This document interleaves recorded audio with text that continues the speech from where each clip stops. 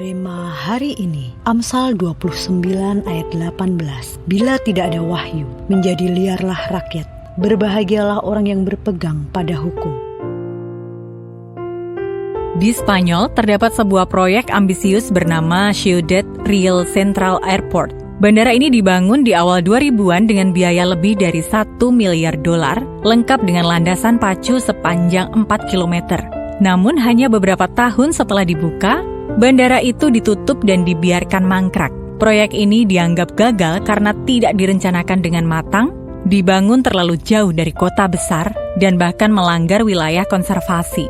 Akibatnya, tak satu pun maskapai besar yang tertarik menggunakannya.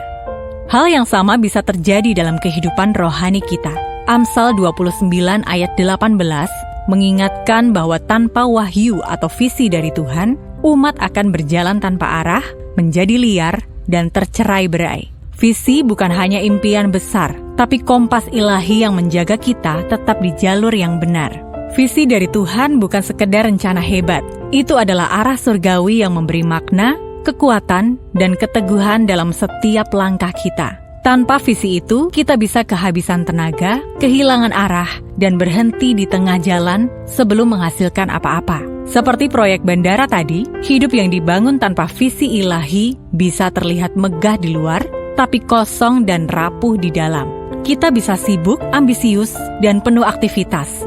Tetapi semua itu tak akan bertahan jika tidak dilandaskan pada kehendak dan arahan Tuhan. Mari kita berhenti membangun hanya agar terlihat berhasil.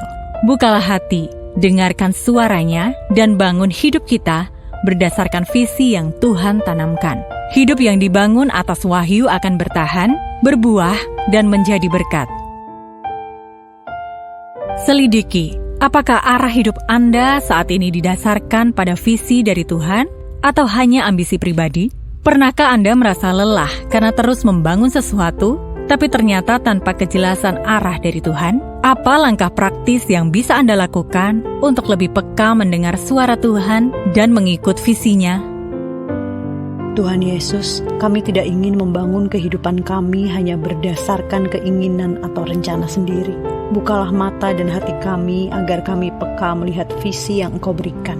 Tuntun langkah kami supaya hidup kami tidak sia-sia, tapi selaras dengan kehendak-Mu. Biarlah setiap hal yang kami bangun bersumber dari firman dan kehendak-Mu.